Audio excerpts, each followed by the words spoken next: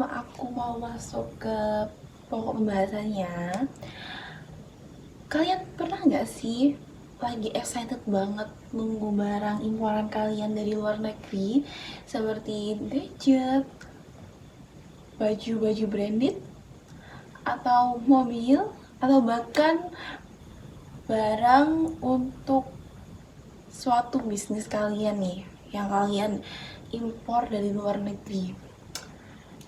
Di saat kalian lagi asik-asiknya menunggu barangnya sampai, ternyata ada suatu hal nih yang mengunjungi kalian terlebih dahulu. Kira-kira apa ya? Kira-kira apa sih yang datang duluan ke kalian sebelum barangnya tuh sampai? Ada yang tahu nggak sih? Dan dia bener banget, yang datang itu adalah surat tagihan pajak impor. Loh, kenapa? Kok bisa? Bener banget ya, karena setiap kita impor barang di luar negeri itu pasti akan dikenakan pajak. Nah, pajaknya itu bisa disebut dengan PPh pasal 22 tentang impor. Kalian wajib banget ya nonton video ini sampai akhir biar kalian lebih paham, lebih mengerti tentang perpajakan PPh pasal 22 atas impor. So, aku nggak bakalan berlama-lama lagi, langsung aja ke videonya.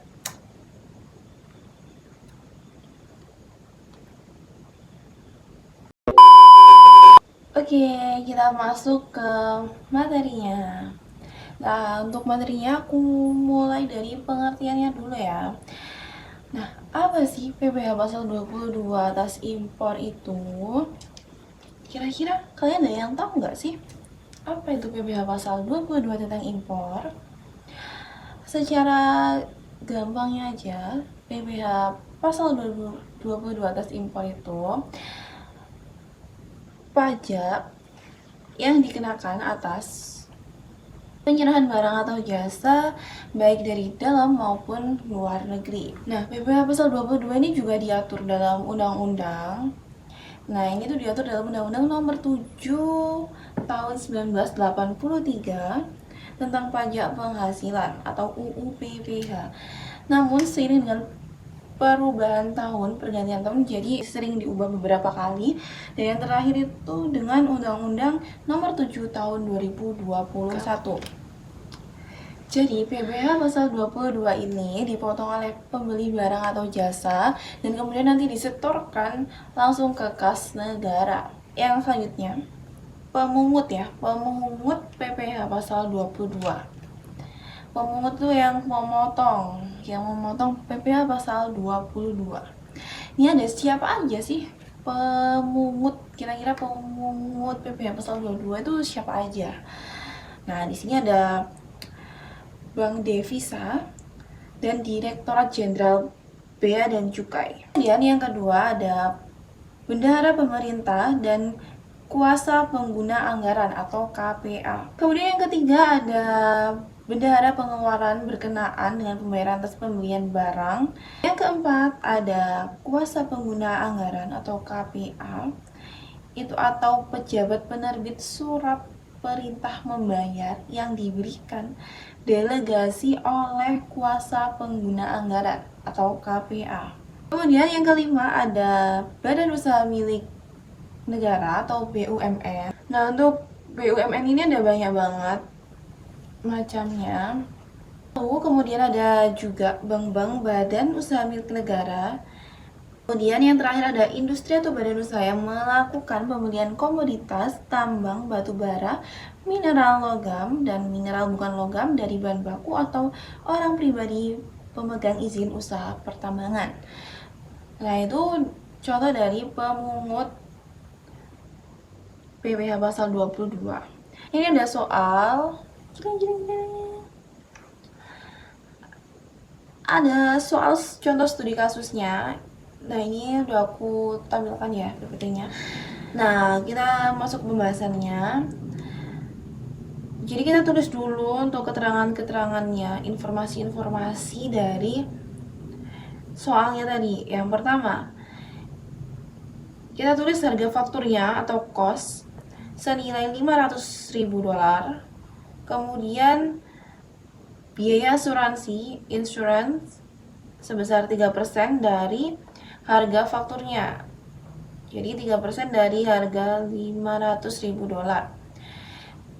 Ketemunya 15.000 dolar. Kemudian biaya angkutnya itu 5% dari harga faktur. Jadi 5% dari 500.000 dolar ketemunya 25.000 dolar. Nah, kemudian sebelum kita menghitung untuk perhitungan lainnya, kita hitung chiefnya, yaitu cost, insurance, sama freight-nya.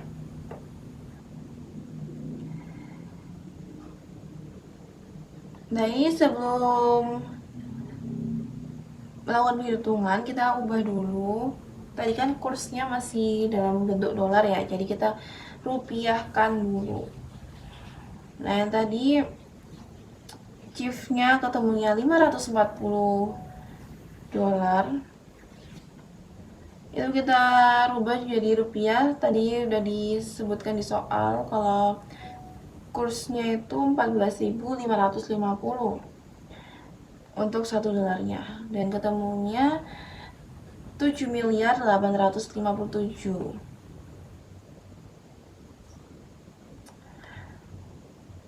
Lalu lanjut masuk ke tahap perhitungan selanjutnya, yaitu biaya masuknya 10% dari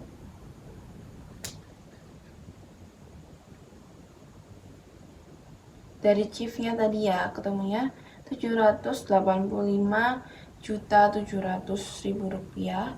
Kemudian ada biaya masuk tambahannya lagi sebesar 6% dari chiefnya tadi, ketemunya 471.420. Kemudian nanti langsung ditambah ya, itu nanti ketemu nilai impornya sebesar 9.114.120.000 rupiah.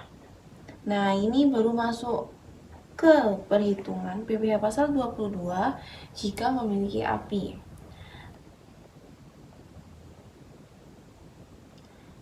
Nah, jika PT Jaya Abadi memiliki angka pengenal impor, maka hitungannya itu menjadi tarifnya itu lebih sedikit gitu. Rumusnya tarif PPh yang memiliki API kemudian dikalikan nilai impornya tadi. Nah, untuk yang tarif PPh pasal 22 memiliki API itu sebesar 2,5%. Langsung dikalikan aja dengan nilai impornya tadi senilai 9.114.120.000 dan ketemunya 227.853.000 rupiah. Itu untuk pajaknya ya, pajak yang dikenakan jika memiliki API atau tanda pengenal impor. Kemudian soal nomor selanjutnya tadi diminta untuk yang tidak memiliki API. Nah, jika tidak memiliki API, tarif yang digunakan itu 7,5%.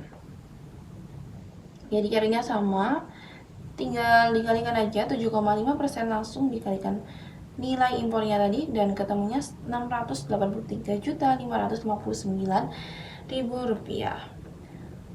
Kemudian ada contoh lagi untuk selanjutnya, ada contoh kasus PPh pasal 22 atas bendaharawan. Nah, soalnya PT Aman Sejahtera berkedudukan di Kota Jakarta menjadi pemasok alat-alat tulis kantor untuk Dinas Pendidikan Kota Bogor. Pada tanggal 1 Agustus 2022, PT Aman Sejahtera melakukan penyerahan barang kena pajak atau BKP dengan nilai kontrak sebesar 20 juta, nilai sudah termasuk PPN. Kemudian yang diminta hitunglah PPh pasal 22-nya. Langsung aja untuk pembahasan, kali ini lebih mudah untuk contoh yang kedua. Tadi nilai kontraknya termasuk PPN sudah tercantum senilai 20 juta.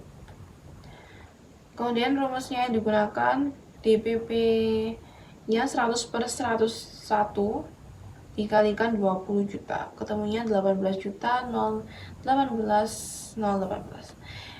Kemudian PBH pasal 22 yang dipungut tarifnya itu 1,5% dikalikan DPP, ketemunya 270.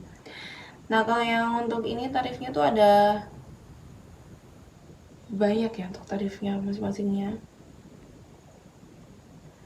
Tergantung dengan jenis barang yang diimpor. Gitu. Dan ternyata mudah banget kan cara menghitung PPh pasal 22 atas impor. So, ini udah gak terasa banget.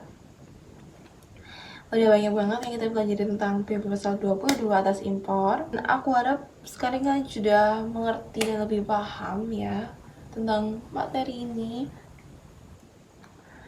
Dan semoga penjelasanku ini cukup mudah dipahami dan dicerna. Nah, aku juga ada informasi menarik nih untuk kalian yang memang suka atau tertarik banget sama perpajakan atau dunia perpajakan, akuntansi perpajakan. Nah, ini cocok banget buat kalian. Kalian bisa langsung aja join di kampus kami di ITB PGRI Dewantara Jombang. Langsung aja daftar di prodi akuntansi. Nah, di prodi akuntansi itu juga mempelajari banyak hal ya tentang akuntansi. Gak cuma akuntansi perpajakan aja, dan juga akuntansi lainnya. Jika kalian dirasa cocok atau kalian suka atau tertarik dengan akuntansi, langsung aja gabung bersama kami di ITB PGRI Dewantara Jombang. So, aku tunggu kalian semua di prodi akuntansi ITB PGRI Dewantara Jombang. Nah, untuk more info lainnya kalian bisa kunjungi Instagramnya ITB PGRI Dewantara Jombang, atau langsung aja kepoin websitenya juga ada. Dan ini udah di penghujung video aku. Sebelumnya aku mohon maaf jika ada salah kata atau mungkin kurang berkenan. Aku mohon maaf sebesar-besarnya. Dan terima kasih buat kalian yang sudah menonton video ini sampai akhir.